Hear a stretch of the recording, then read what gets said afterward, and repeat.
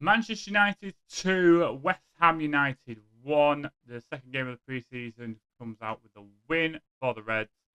First goals as well in the preseason. Both scored, of course, by Bruno Fernandes. A penalty that was the most obvious penalty I think you'll ever see given. And a very nice, tidy finish with a little backlift. So Fernandes is back at it again, which is a good sign. Him playing one of the 10s was a bit of a difference comparatively to last week when it was one of the, I would call him the 8 in the two-man midfield. So it was kind of allowed to express himself a little bit more in the kind of attacking phases. Mainu, I thought, played quite well as the 8. Nagate screened quite well as the 6. The two wing-backs played very well. Ahmad was unlucky not to get a goal himself. He was flagged for offside. Good, nice passage of play from United there. The other 10, Matheus Cunha, I thought had a really good game. He was getting into spaces. It was tidy from Cunha. I like the look of Cunha quite a lot. I think he's going to be a great signing. We'll have to wait for Brian Mbeumo. He's not up to speed, as United mentioned. I guess it's just match fitness, basically, because he didn't really train much with Brentford the week prior to being made a United player. So he'll need a bit of time before he'll be ready to go. Hopefully, he'll play some part on Wednesday night, I think it is, against Bournemouth. So we'll see what happens there. What else? The back three.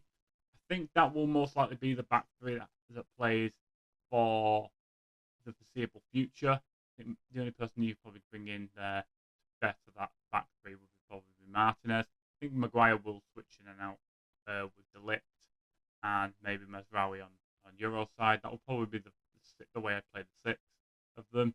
Obviously, Bayern will most likely be out for Onana unless we bring in another goalkeeper. And Rasmus Højlund, I thought played quite well, especially first half.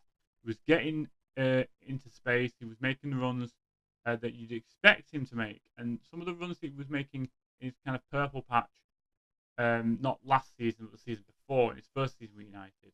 And he was, I wouldn't say he was clinical because he got a couple of shots off. One hit the post quite early on.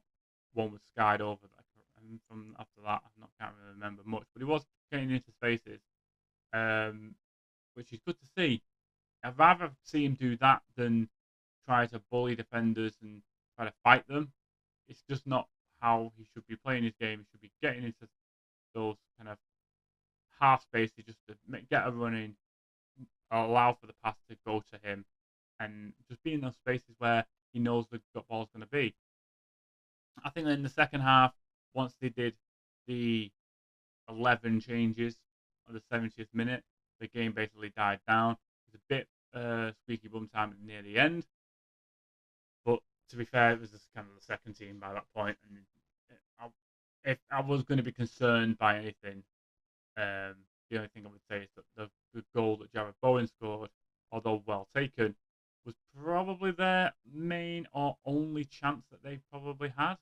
There was one cross that came in that Bayern did punch clear, and there was one corner maybe that was headed over.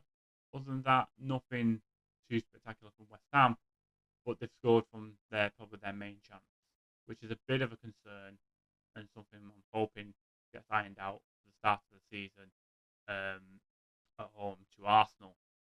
We'll see what happens next. Bournemouth in the week, and then Everton on Sunday. That would wrap up pre-season. I think there's a game against Fiorentina actually, and then the start of the season. We are 3 weeks away from the good stuff.